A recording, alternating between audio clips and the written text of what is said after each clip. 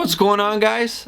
This is Michael Dick coming at you with a few things. Don't go away yet. Hold on, don't move on. I'm just here to suggest a few things if you live in Sylvan Lake for you to do, and if you're watching this and you're a youth pastor looking for ideas, steal all of my ideas. But if you want to participate in things here in Sylvan, here's one thing you can be a part of. We are doing a spring fling photo thing on May 22nd. It's a photo scavenger hunt that will take place starting here at the church at 6:30. If you are interested in this, go to alliancecommunity.ca, go to events, and sign up. There's limited spots and they're gonna go quick. So get there, guys. And so that's a really good idea.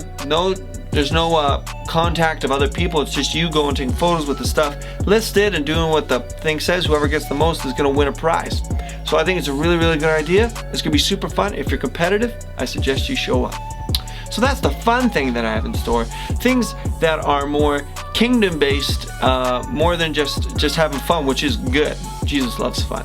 But a couple of ideas that we've been thinking up is this. We have been dreaming up the idea of doing prayer walks across Sylvan Lake. And I'm not saying as a gathering, I'm saying as individual households. I think there is a real message that can be sent when you say to your family, we're gonna go pray over our neighborhood. Because some of your kids we have never done this. And you yourself may have never done this. But I tell you, certain battles are only won, it seems, through prayer. How many grandmas have prayed for you to see life change for you? And it's, even though that prayer most likely happened on their knees in their bedroom, taken to the streets, it almost puts into consideration, it gives you the perspective of what you are fighting for. And you are fighting for your neighbors. You are fighting for the lost people of your neighborhoods.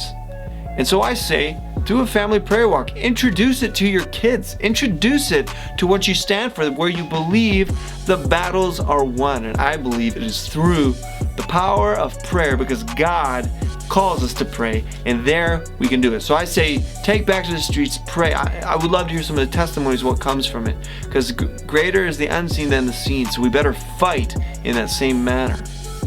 So pray for the lost. Take to the streets, prayer walk. Second, or I guess this is now my third thing, is going door to door. It doesn't have to be your neighborhood, or say you live out on an acreage. Don't do it on your acreage. Head somewhere into town and knock on the doors and ask 3 questions.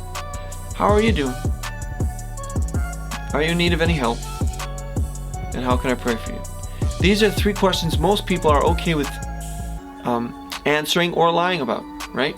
If someone is in need of help and they don't want to answer, they can say no. How you're doing? Most people will say good. But yeah, the fact is, you being there, you are representing Jesus to your neighbors. And maybe not to your neighbors, but to Sylvan. And I'm just telling you, door-to-door ministries have really been ruined by sales, by certain ways that the church has done it. But what a cool way to go and say, I'm not selling you nothing. I'm just trying to bring you the love of Jesus. Would you let me pray for you? Because guys, prayer, we got to include prayer into what we're doing. And what a cool thing. Some of those people maybe have never prayed to Jesus, and what a cool opportunity that you get to partner with that. You don't know what seeds are planted in such small actions. Is it bold? Yes. But I have to tell you, when you do those things and you go do that as a family, it sets a tone in the household to say, look at what my dad did, or look at what my mom did. Or maybe it's one of your kids that goes and asks. It creates a boldness that maybe has not yet been seen in your household. So I just suggest these things, and I hope you get excited about it, and I challenge you, go do it. If you're gonna wait for someone to say what we need to do, I don't know what the answer is ever gonna be. But I know this, Jesus cares for the lost, and we can obey all the rules of COVID while doing it. So I suggest these things, and would love to see you participate in all 3, whether in Sylvan or you're doing it in your own community.